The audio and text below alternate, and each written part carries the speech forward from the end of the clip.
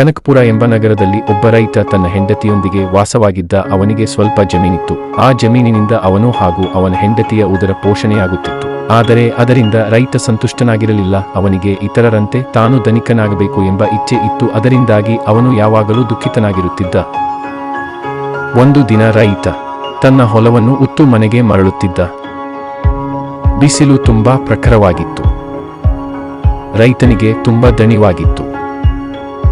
ದಣಿವಾರಿಸಿಕೊಳ್ಳಲು ಅವನು ಒಂದು ದೊಡ್ಡ ಆಲದ ಮರದ ನೆರಳಿಗೆ ಕುಳಿತ. ರೈತನಿಗೆ ಗಾಢವಾದ ನಿದ್ದೆ ಆವರಿಸಿತು. ಅವನು ಎಷ್ಟು ಹೊತ್ತು ಹಾಗೆ ಮಲಗಿದ್ದನೋ ಅವನಿಗೆ ಎಚ್ಚರವಾದಾಗ ಆಗಲೇ ಸಂಜೆಯಾಗಿ ಬಿಟ್ಟಿತ್ತು. ಅವನು ಕಣ್ಣುಜ್ಜಿಕೊಂಡು ಮನೆಗೆ ಹೊರಡಲು ಸಿದ್ಧನಾದ. ಆಗ ಅವನಿಗೆ ಒಂದು ಧ್ವನಿ ಕೇಳಿಸಿತು, ನಿನಗೆ ಸಂಪತ್ತು ಬೇಕೇ?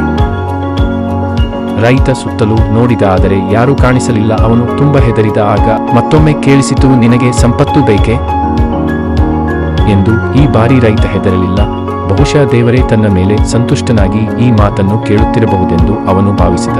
ಅವನು ತನ್ನ ಧೈರ್ಯವನ್ನು ಒಟ್ಟುಗೂಡಿಸಿ, ಬೇಕು, ನನಗೆ ಸಾಕಷ್ಟು ಧನ ಬೇಕು ಎಂದು ಹೇಳಿದ. ಆಗ ಆ ಧ್ವನಿ ಹೇಳಿತು, ನೀನು ಈಗ ಮನೆಗೆ ಹೋಗು. ಅಲ್ಲಿ ಬಂಗಾರದ ನಾಣ್ಯಗಳಿಂದ ತುಂಬಿದ 7 ಮಡಕೆಗಳು ನಿನಗಾಗಿ ಕಾದಿವೆ. ರೈತ ಲಘುಬಗೆಯಿಂದ ತನ್ನ ಮನೆಗೆ ಹೋದ. ಅಲ್ಲಿ ನಿಜವಾಗಿಯೂ 7 ಮಡಕೆಗಳಿದ್ದವು. ಅವನು ತನ್ನ ಹೆಂಡತಿಯನ್ನು ಕರೆದು ಅವಳಿಗೆ ಆ ಮಡಕೆಗಳನ್ನು ತೋರಿಸುತ್ತಾ ಹೇಳಿದ, ನೋಡು, ದೇವರು ನಮ್ಮ ಇಚ್ಛೆಯನ್ನು ಅರಿತುಕೊಂಡು ಈ ಸಂಪತ್ತನ್ನು ನಮಗೆ ದಯಪಾಲಿಸಿದ್ದಾನೆ. ಉತ್ಸಾಹದ ಭರದಲ್ಲಿ ರೈತ ಪ್ರತಿಯೊಂದು ಮಡಕೆಯ ಮೇಲಿನ ಮುಚ್ಚಳವನ್ನು ತೆಗೆದು ನೋಡತೊಡಗಿದ. 6 ಮಡಕೆಗಳು ಚಿನ್ನದ ನಾಣ್ಯಗಳಿಂದ ಪೂರ್ತಿಯಾಗಿ ತುಂಬಿದ್ದವು. ಆದರೆ 7ನೆಯ ಮಡಕೆ ಮಾತ್ರ ಅರ್ಧ ತುಂಬಿತ್ತು. ಈಗ ರೈತನ ಬಳಿ ಇಡೀ ಜೀವಮಾನ ಸುಖವಾಗಿರುವಷ್ಟು ಸಂಪತ್ತಿತ್ತು. ಆದರೂ ರೈತನು ಸಂತುಷ್ಟನಾಗಲಿಲ್ಲ. ಇನ್ನೊಂದು ಮಡಕೆ ಅರ್ಧ ತುಂಬಿದೆಯಲ್ಲ, ಅದನ್ನು ಪೂರ್ತಿ ತುಂಬುವಂತೆ ಮಾಡುವುದು ಹೇಗೆ ಎಂಬ ಚಿಂತೆಗೆ ಅವನು ಒಳಗಾದ. ಹೇಗಾದರೂ ಮಾಡಿ 7ನೆಯ ಮಡಕೆಯನ್ನು ಚಿನ್ನದಿಂದ ಪೂರ್ತಿಯಾಗಿ ತುಂಬಿಬಿಡಬೇಕೆಂದು ಅವನು ನಿರ್ಧರಿಸಿದ. ಗಂಡ ಹೆಂಡತಿ ಇಬ್ಬರೂ ಹಗಲಿರುಳು ದುಡಿದು ಬಂದ ಹಣವನ್ನು ತಮ್ಮ ಜೀವನಕ್ಕೆ ಬಳಸಿಕೊಳ್ಳದೆ ಅದರಿಂದ ಚಿನ್ನ ಖರೀದಿಸಿ ಆ ಮಡಕೆಗೆ ಸುರಿಯತೊಡಗಿದರು.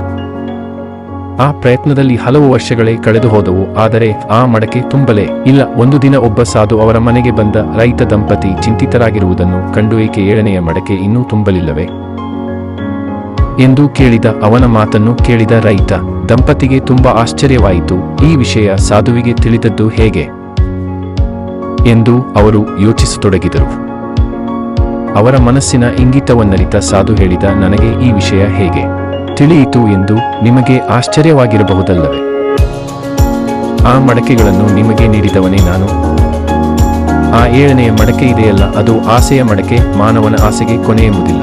ಆದ್ದರಿಂದ ಆ ಮಡಕೆ ಎಂದು ತುಂಬುವುದೇ ಇಲ್ಲ. ನೀವು ನಿಮಗೆ ದೊರೆತ ಸಂಪತ್ತಿನಿಂದ ಸುಖವಾಗಿರುವುದನ್ನು ಬಿಟ್ಟು ಆ ಆಸೆಯ ಮಡಕೆಯನ್ನು ತುಂಬಿಸಲು ಹೋಗಿ ನಿಮ್ಮ ಜೀವನವನ್ನು ವೃಥಾ ಹಾಳು ಮಾಡಿಕೊಂಡಿರಿ. ಆಸೆ ಎಂಬುದು ಮನುಷ್ಯನ ಮನಸ್ಸನ್ನು ವ್ಯಾಕುಲಗೊಳಿಸಿ ಅವನ ನೆಮ್ಮದಿಯನ್ನು ಹಾಳು ಮಾಡುತ್ತದೆ. ತನ್ನ ಆಸೆ ಪೂರ್ಣವಾಗದೆ ಮಾನವ ಈ ಲೋಕ ತ್ಯಜಿಸುತ್ತಾನೆ. ಆದ್ದರಿಂದ ನಾವು ನೆಮ್ಮದಿಯಾಗಿರಲು ನಮಗೆ ಎಷ್ಟು ಬೇಕೋ ಅಷ್ಟನ್ನು ಮಾತ್ರ ನಾವು ಬಯಸಬೇಕು. ಇಷ್ಟು ಹೇಳಿ ಆ ಸಾಧು ಅಲ್ಲಿಂದ ಹೊರಟು ಹೋದ. ಸಾಧು ಹೊರಟು ಹೋದ ಕೂಡಲೇ 7 ಮಡಕೆಗಳು ಕೂಡ ಮಾಯವಾದವು.